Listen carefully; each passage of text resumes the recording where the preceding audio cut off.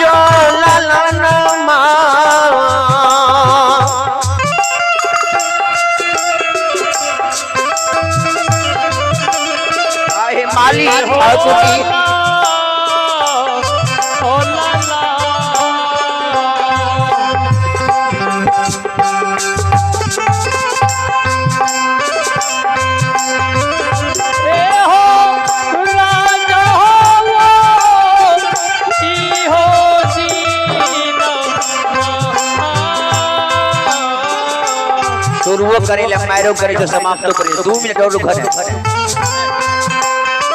एते भगत भले समय कनी को देल जाय छै ना नै होय छै धर फरेबो देना नै होय छै। एय के बाद सोभू परियार कनी देर भगत के तब विसर्जन है तो वना नै हेतो। धर्मराज ठाकुर जी महाराज के बदन बलि सरकार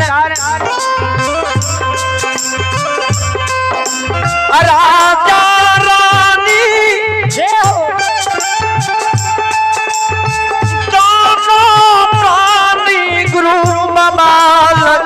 आरजू करई छै बेटा के सोगरा जाके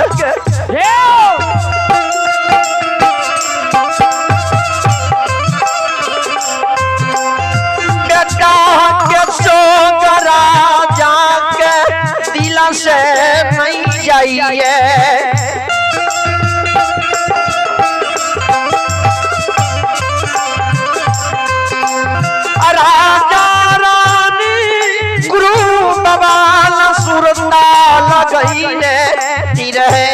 कहिया हमारा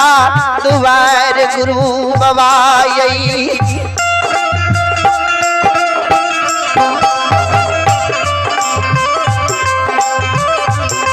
आयो रावानी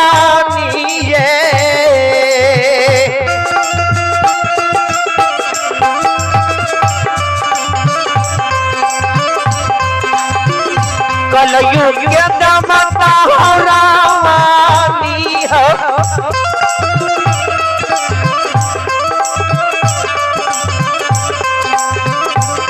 आएगी रही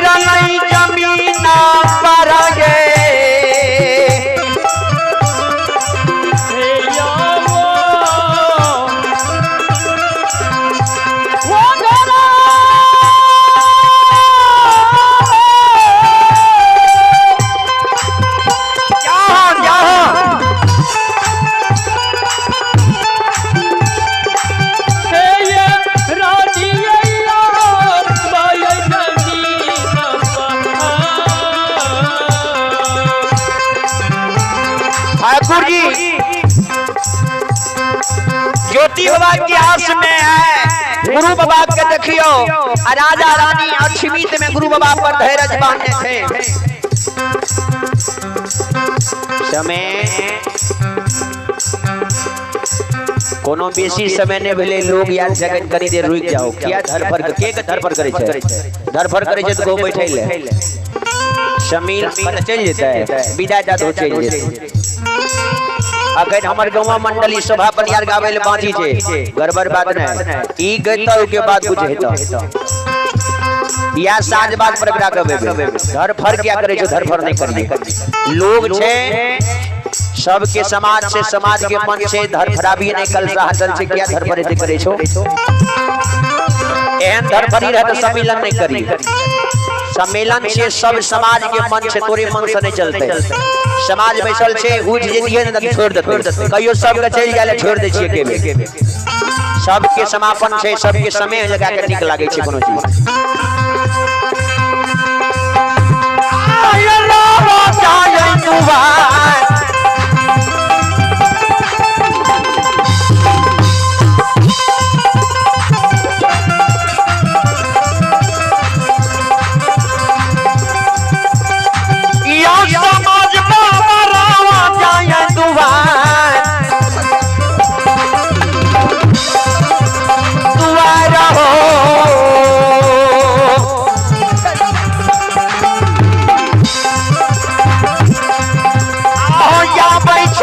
ज्योति बाबा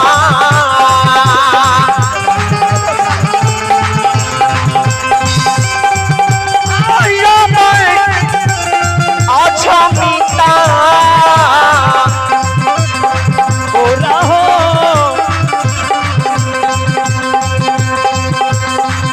ओ नगा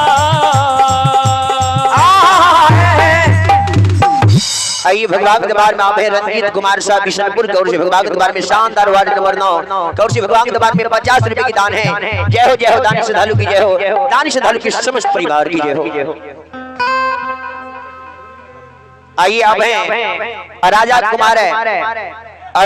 अनुराग कुमार अनुराग आनंद बुद्धू कुमार है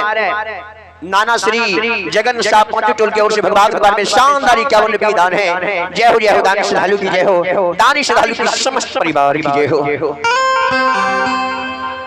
बेचन सागर से भगवान के बारे में शानदार 51 रुपए की दान है जय हो दानी श्रद्धालु की जय हो दानी श्रद्धालु की समस्त परिवार की जय हो आइए भाई लल्टू कुमार पिता बद्री साहब बिशनपुर गौर से भगवान के बारे में शानदार 51 रुपए की दान है एक बार जोरदार ताली हो जाए तले श्रद्धालु की जय हो दानी राधा की जय हो दानी राधा के समस्त परिवार की जय हो भगवान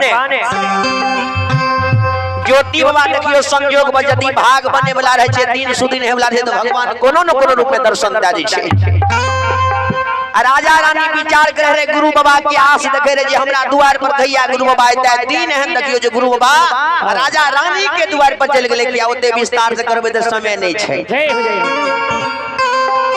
राजा के द्वार पर गेले ने त राजा ओइ समय में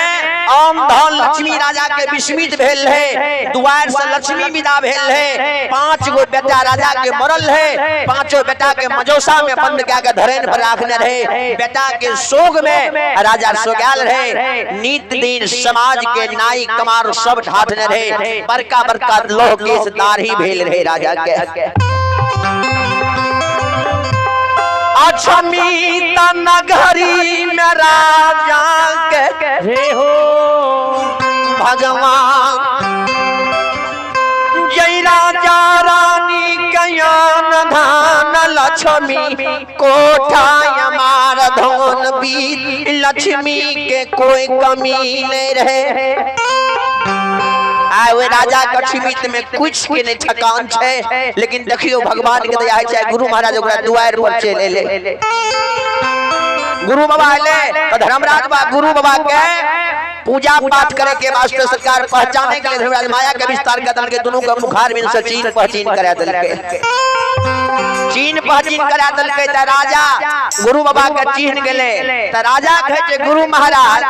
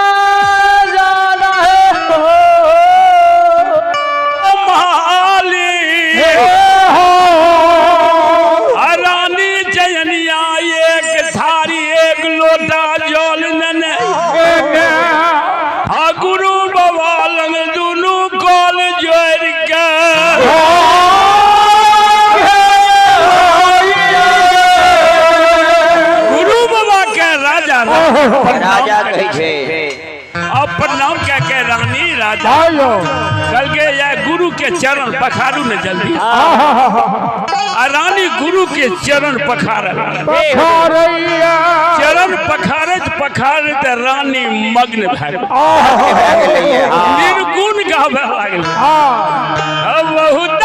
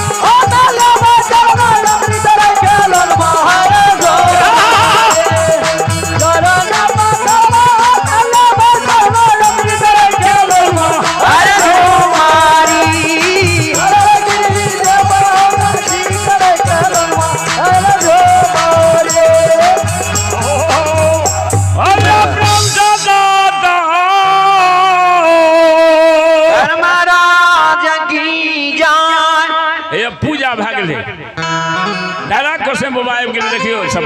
चलो हो घर में है पूजा भले जल्दी आवो चलो घर में है पूजा भले मालिक जल्दी आवो रुद्र कुमार तुलसी कुमारी स्थानीय निवासी गौर से भागवत में शाम 51 रुपये दान है। जय हो दानिश श्रद्धालु की जय हो, दानिश श्रद्धालु की समस्त परिवार की जय हो। जी बदल हो अरे स्कूल में जाकर